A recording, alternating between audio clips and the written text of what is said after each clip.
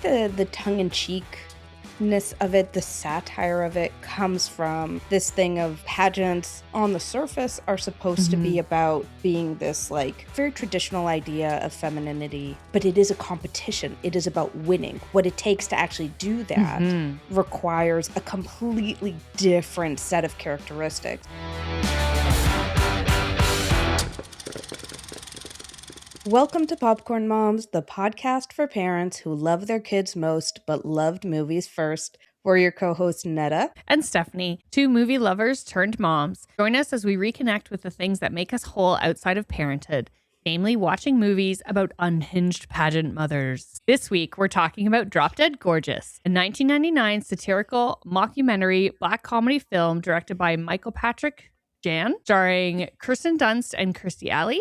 In it, a small-town beauty pageant turns deadly as it becomes clear that someone will go to any length to win. This was Netta's pick. So why did you choose this movie? So, when we were talking before about what we're in the mood for next, we were kind of talking about like more happy movies. Something feel light. Good. Yeah. Something light, but something really high quality and good. So we're talking like 10 Things I Hate About You or Clueless, that kind of thing. And I was like, okay, maybe it'll be one of those two. But then I started looking up like movies like 10 Things I Hate About You. Oh, fun. Drop Dead Gorgeous came up. And I don't know, I think just it kind of felt like that, but with more of an edge. Yeah. I hadn't seen it in I don't know how long. Like I definitely saw it as a teenager.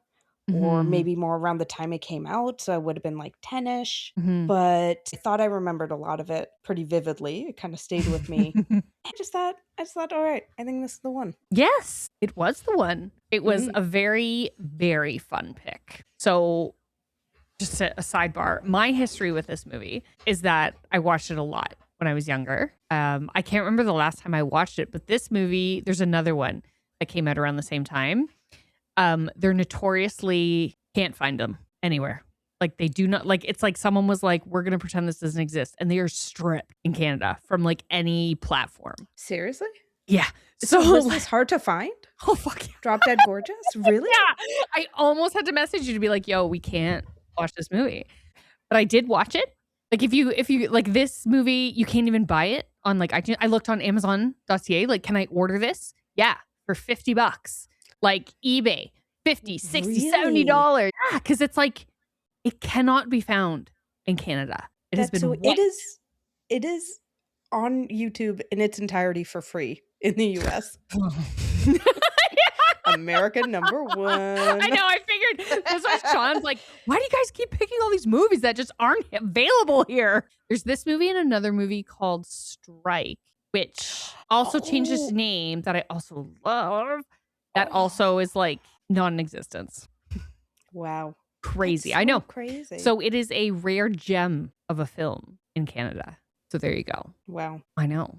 So yeah. Okay. So let's talk about it. What were your impressions? What did you like? Not like? Yeah, I thought it was great. I mean, Okay, you're being very quiet. So I'm like, did you like this movie? No, I did. I liked it so much. I think there were a bunch of like pretty iconic things. Yeah. I remember watching this quite a few times. Right? As a teenager. Oh yeah. It was just such a favorite. Oh yes. So I feel like it satisfied so many different teenage girl moods. Yes. Or subcultures almost. Like yeah. Like if you were the like girly girl teen, this movie was for you. If you were the surly, moody girl teen, as I might have been. You were. This movie is for you. And so I think it just like no matter where you are in your teenage girl life, this you just can connect really with worked. It. Yeah. I love so much of this time. I want to say like 1995 to 2005. There was this really good linear period. That might be a bit generous actually, of all these really good like female ensemble cast movies. Everyone's got a very distinct fun personality and there's like tryouts or this or that to bring them all to. I also just love movies like that in general. But then you throw in like 90s nostalgia and like Kirsten Dunst or like Julia Stiles, Brittany Murphy. Like these people were always in them. Yeah. Which is like, that's great. Also Amy Adams. I didn't know she was in this. Like I remember like, okay, Brittany Murphy and Kirsten Dunst and Denise Richards. Denise Richards. Like these are the who I don't know. Sorry? So good in this movie. I love that she was as off the rails as her mother. Off the chain, man. She was like, I know, like you definitely get the sense like there is some Kool-Aid in that house and they are all drinking it like deeply. So part of me was like, wait, does this turn out to be a thing where actually she doesn't want to be like her mom? She's kind of pretend like there is that kind of trope of like the high achieving girl who it turns out is just like living out her mother's dream, but it's not really her own dream. And then by the end, she kind of walks away from it and blah, blah. And I'm really glad they didn't do that they made her as nuts. I think as nuts, as bad as ever. Like, probably as much of a murderer also. She right, like I think the implication she kills the I was just gonna say the guy. The guy when they're like, hey, you know he's dead, right? She's polishing a rifle. At the time she's like, well, these things happen. Like, oh my god, hunting is dangerous. That's it. Hunting is dangerous.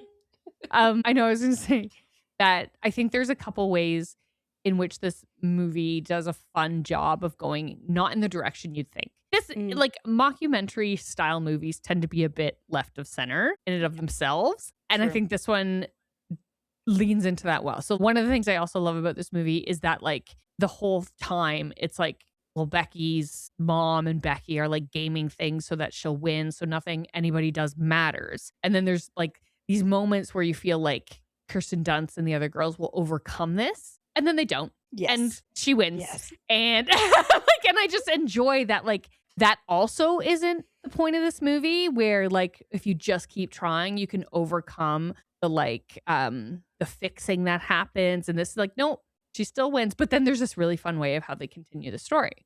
But I think as with other mockumentaries, so I'm thinking of, what did we watch together? Waiting for Guffman. We watched two. I was thinking about this too. We watched Waiting for Guffman, and was it called Theater Camp or Music Camp? Oh yeah, Theater Camp. God, I loved that movie. That one was so funny. Oh my god. But this one definitely reminds me more of Waiting for Guffman. I think because we watched Waiting for Guffman together, I also watched Best in Show.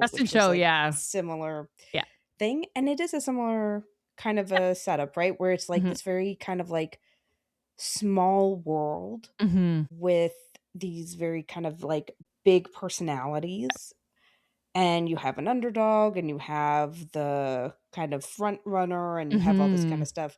But like you're saying, I think in those ones, the arc you would expect is maybe a bit more of what happens. I am totally with you. I love the fact that Kirsten Dunst, our hero, does not win the pageant. She is not given the crown.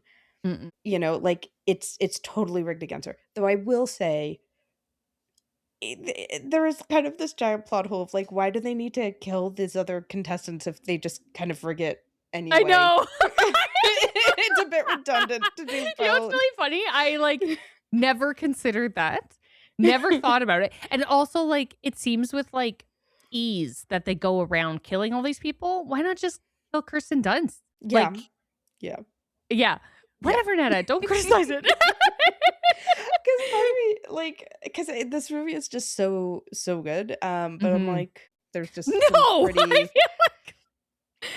pretty fundamental things. There's some pretty wackadoodle things going on for sure. I think like you're watching this is what I also really like if we're talking about kind of the darker take on it and the killing of people. I love it starts as like a very typical mockumentary. There's your cast of characters. We're going to introduce them all. And then there is this explosion with Tammy on the Thrasher or the Thresher or whatever. And I love right now when they're talking about it or after maybe they're talking about it, that Kirsten Dunst kind of gives this monologue of like, it was really suspicious. She liked to ride it. What did she say? Like, She liked how the vibrations fell. And I know she only has a cigarette after she rides. And like, as an adult, that hit really differently. Like, there was some good stuff that I was like, oh, I didn't get that when I was a kid.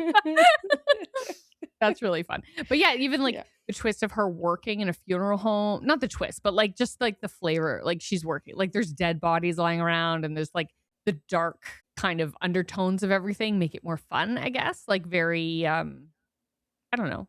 Yeah, like it's like a black comedy, right? And when you think about it, like eating disorders and like there's a lot of dark things going on here around this world of like pageantry.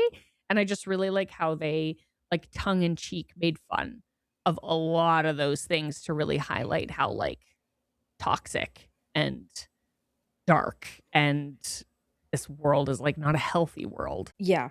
I mean, I think that it's interesting, like in all cases or every point of success that Kirsten Dunst's character has, it's because of the bad luck of others. Right. Yes. So she wins her town's pageant. She should have won originally, but she doesn't. Denise Richards wins. She then, due to like the hubris of her mother all of it. and of her, Denise Richards, dead. So now our friend Kirsten Dunst was previously the second runner-up. She's now got the crown, and she's going to go to regionals. And there she sees that she's totally out of her league. And she says, you know, I may as well go home now.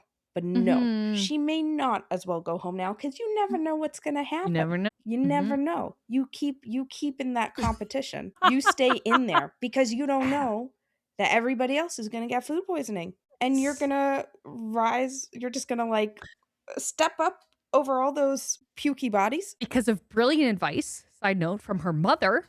Absolutely. That you should not eat things that live or that, what is it? That travel with their home. Yeah, that carry their home on their back. Their home on their back. Yeah. Oh, that was so good. So yeah, and then she goes to, I guess, the national ones. It turns out it's been shut down. And at that point, she's like, okay, I may as well go home because it's like there is no competition here at all to even stay in. Yeah. But it still all works out because Kirstie Alley now, like last, like, I don't know, 2 minutes of the movie. I know. Kirstie Alley escapes prison. She's been in prison for all these murders. She escapes prison, has a shootout, accidentally shoots a reporter covering it. A poor reporter covering the news of the shootout. Stray bullet. Kirsten Dunst swoops in, grabs the mic, starts reporting, and gets the anchor job. And it's like, again, it's sort of like Kirstie Alley like so creates these bodies for her to step into. No, it's true. I didn't think about it that way. But it's kind of like she kind of finds the opportunities. And I think that like this whole thing is a pretty cynical take on the American dream, let's say. Right? Like, it's sort of like, yeah, you can get ahead if other people die and you can and you step over their dead bodies. And you step over their dead bodies. But in this case, it's somebody that we want, like we want them to we win. really we want her. Yeah. We are rooting for her. She's so endearing. What a great character in her own ways. But yeah, it's kind of this thing that like the American dream is about is possible if you take the opportunities where you find them. But those opportunities maybe come at the expense of others. And this is a case where this woman, like Kirsten Dunst's character, is completely innocent at the cost paid by others for her achieving for her achievements, which kind of reminds me of Marty Supreme a little bit. I mean, not that Marty Supreme is innocent, but like this thing of like, you know, you getting what you want comes at the expense of others, and there's like some ambivalence. Anyways, I know, but Marty orchestrated those situations himself. Yeah. But this is like the only reason, but it's kind of a similar idea that you achieve because others lose. You win because others lose. Yes, is, like on the whole. You know, they set that up from the very beginning. This movie is very much about winning. What does it look like to win in America? Yes, and you have Denise Richards' character, Becky, when she's at the shooting range, give this, I can't remember what she said, but she gives a speech about winning. And if you're not winning, what does it even matter? And so it is very much about the competition. And when I was going to say too, on the note of Kirsten Dunst, like you also see there's this idea that her costume has been stolen or her performance, and she cannot perform without it because it has to be approved. And her cohort, Brittany Murphy's character, gives up her place in the competition so that Kirsten Dunst can wear her costume. Like it's just another idea of like someone had to lose for Kirsten Dunst to be able to go on. I will say though, like Kirsten Dunst, like you said, like she's innocent in all this. She's like kind of riding that wave of the dead bodies, like that Kirstie Alley is like creating for her to just rise to the top. Like I feel like if she didn't try so hard, Kirstie Alley, like her daughter may have been a better person and may have actually won. But I was gonna say too, like I feel like we want to talk about like the American dream or this, it's like opportunity meeting competency, or there's a saying, opportunity meet like luck, when luck and skill, there's a saying there, I don't know. Totally. But yeah, like there's these opportunities and she pushes forward with perseverance and resilience and poise even, you know, when she loses, she has a smile on her face, like she handles it well. And then she's also talented. And like when she steps in and does the reporting, like she succeeds in that. And then they give her a job and she gets to be the reporter. So it's like, it's dual, right? She has the opportunities, but then she's also very capable to like fill those shoes and be talented at the same time. She stays true to herself and just keeps flowing. Like she's just trying really hard. Yeah. I'm wondering if you have any thoughts on this, because I don't really know. But like they put a lot of emphasis on the fact that it is Lutheran Christian specifically. Oh, I did not. How do we know? What? It's like the gun club is like the young Lutheran women's gun club, and they talk about when there's right at the beginning, they're driving to the mall and they pass by a priest, like Kirstie Alley almost hits a priest, and they're like, I think he's supposed to be a Catholic priest maybe, and they're like, you know, insinuating that he's an alcoholic and being like, that's right, you know, us Lutherans, blah, blah. Yes. And there was the whole thing of like the sign at the entrance to the town where it's like, this was of a Lutheran or something. Like, I don't know. It comes up a lot, the Lutheran thing. You're bringing up the fact that there is this Lutheranism, I think explains a lot of the like heavy religious undertones of the film.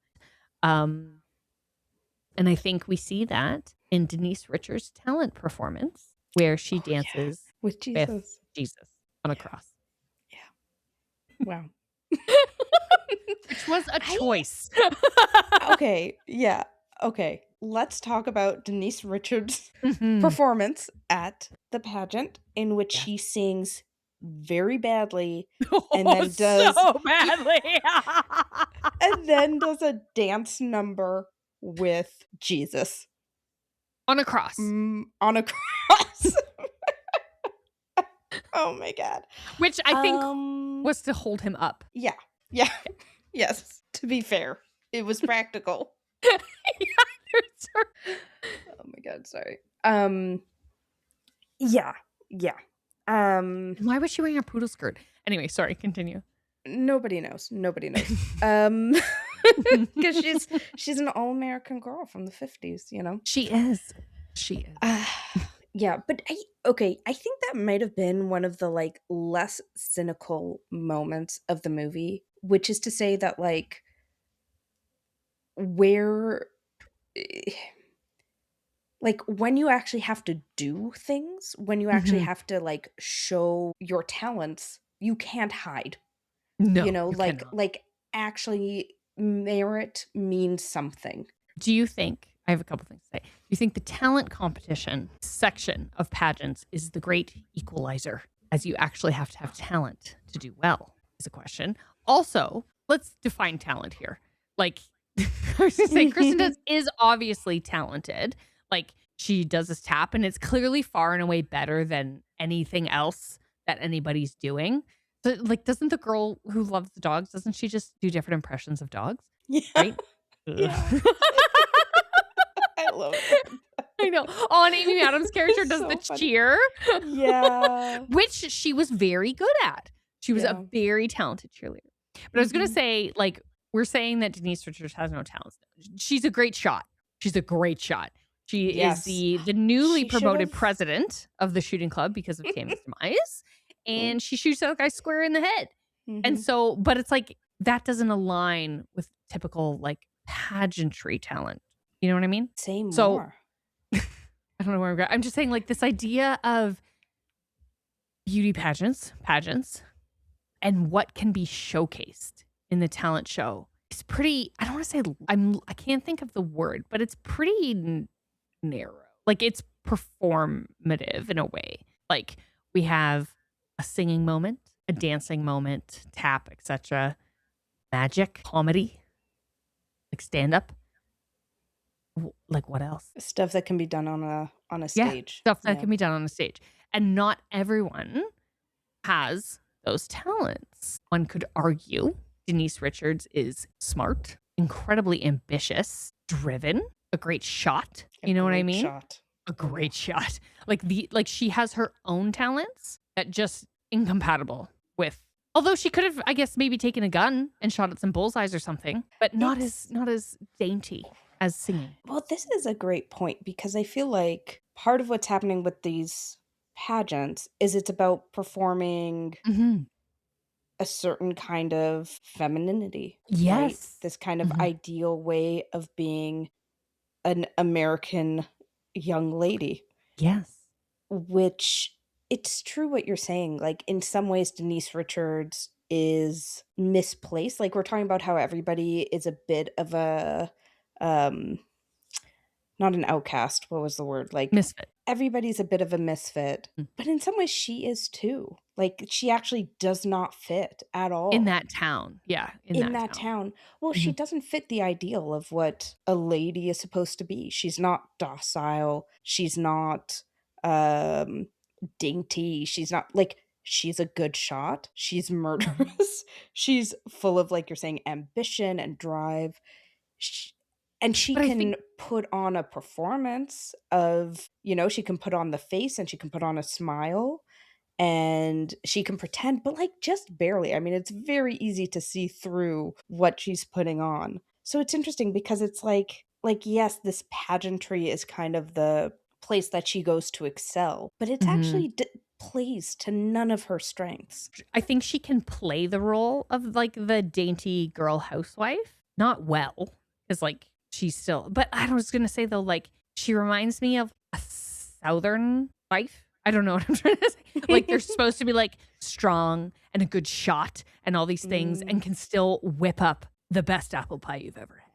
Like it's this like right. duality of like Mm, strength and like the backbone of the household and like ambition and blah right. blah blah blah and toughness and fortitude, but also so good at all those like beautiful, put together, polished, can cook, bake, host, all that good stuff. And like that is like that well-rounded woman, I guess. Like and like I feel like when you see later in the movie when they go to like state and nationals, like that's where Denise Richards' character would fit in with all these other cutthroat gals. Like she's Mm, just out of place in this small town. And I think the shooting thing is like an interesting twist, right? Because there's other things that she could be the president of, but I think that leans to what you're saying about like the like Lutheran God-fearing folk, the very conservative leaning nature of the townspeople. What is Kirstie Alley calls like the liberal women, like the fat lip, hairy legged libs or yes, something of the city, yeah. of the city. Like I think there's like they're trying to separate themselves from like modernity in a way and really like hold on to some of these kind of like wholesome values maybe in that family, but we see all these other gals who are kind of like moving forward, so like in their own quirky ways, but you're right, it does make Denise Richards stand out a little bit, also Well, because she's and so I think polished. She also looks like she's 30. yeah.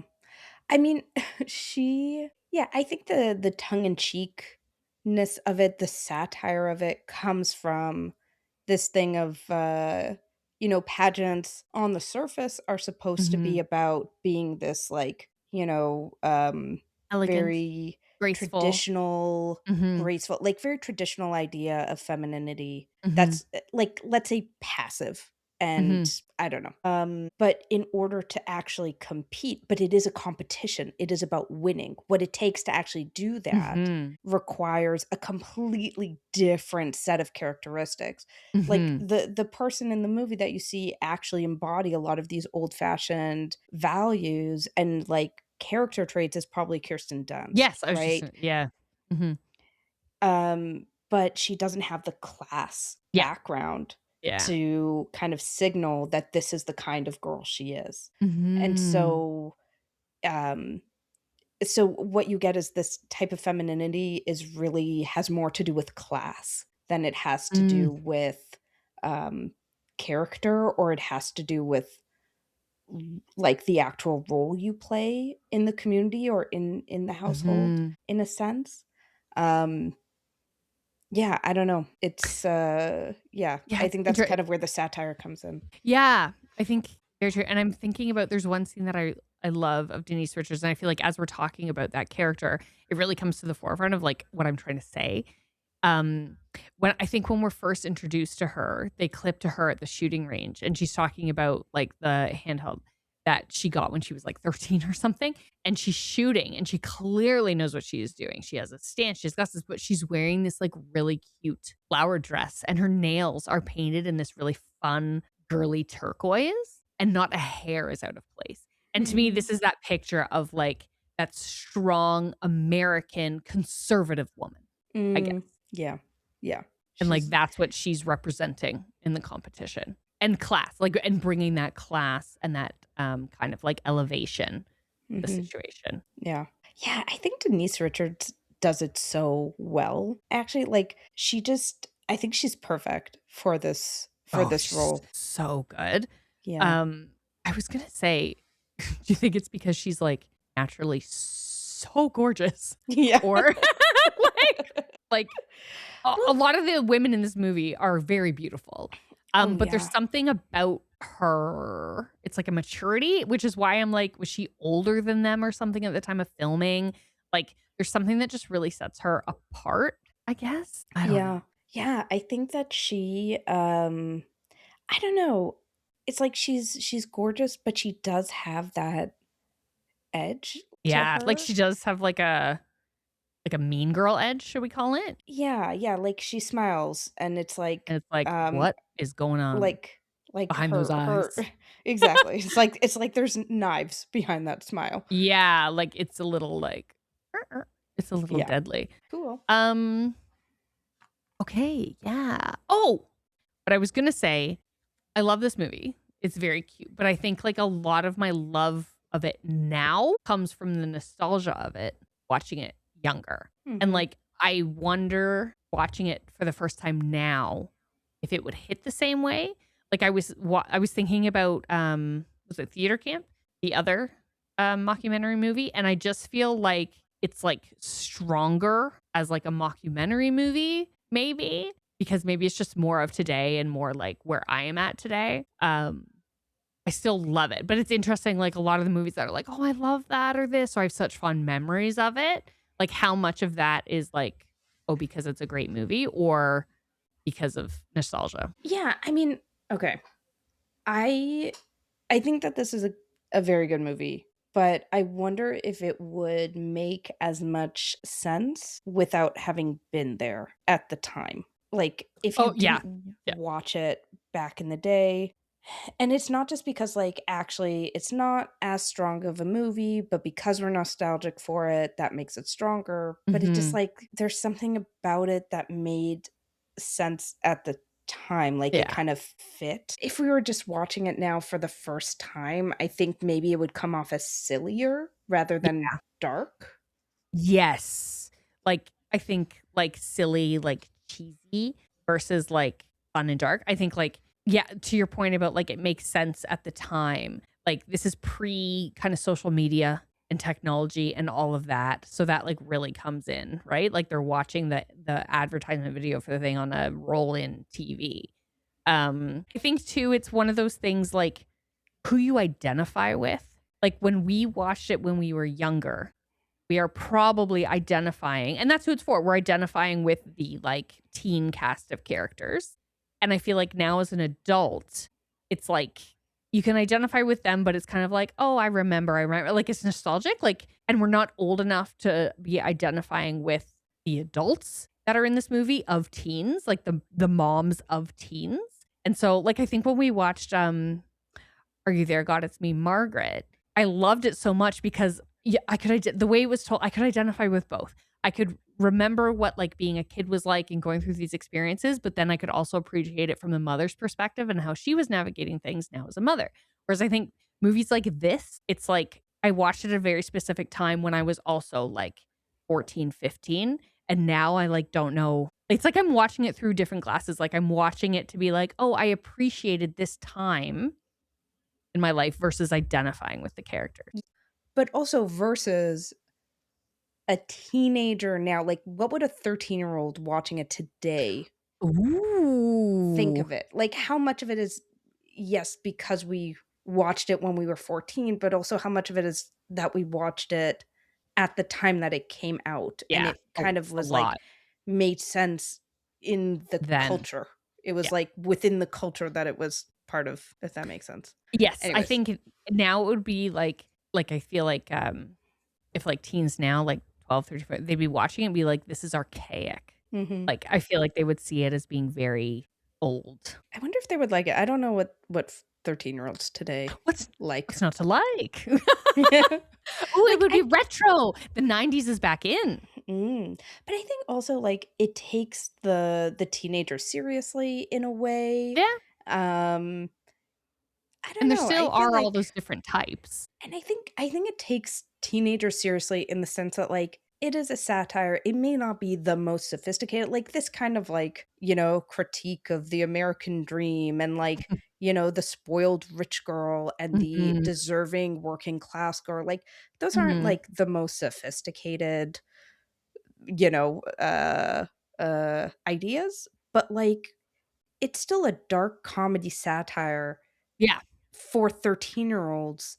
13-year-olds are not offered that very often. So I feel like it takes its audience seriously and its That's audience fair. being Yeah. 13-year-old girls. And I think that in itself might still be appealing to Yes. 13-year-old girls now or 13-year-olds, Yes. whoever now. And the idea that it's like at its core, like mean girl versus other girls. That's something that like it's a simple thing, but I think everyone, has that experience. But then also it's like mean girls like plus like Mm. blowing people up and like an Yes. interesting edge Yeah. and stuff like that, right? So Yeah. yeah. Yeah. But this movie would suck if they tried to remake it and put social media in somehow.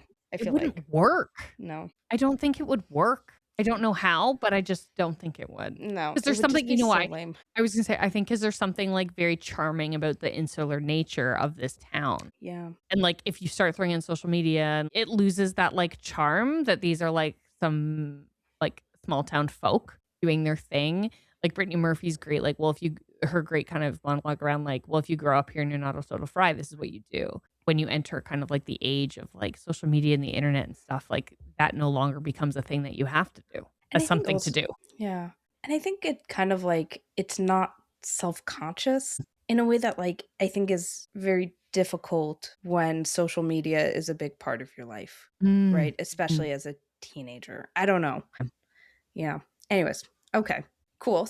Anyways, yeah, it was Yeah. very fun. Very It fun. was fun. Yeah. Great pick. Yeah. That was such a throwback.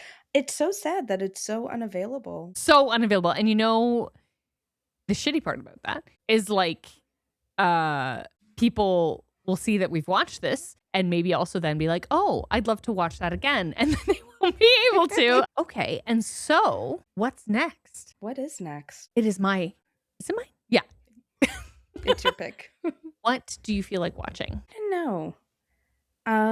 I feel like we could continue down this road. I feel like we could go a completely different path. Like we I don't know if we found our groove here. Maybe we have.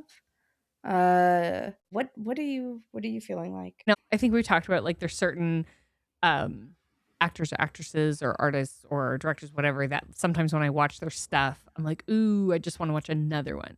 And I feel like Kirsten Dunst in the 90s is just such a vibe.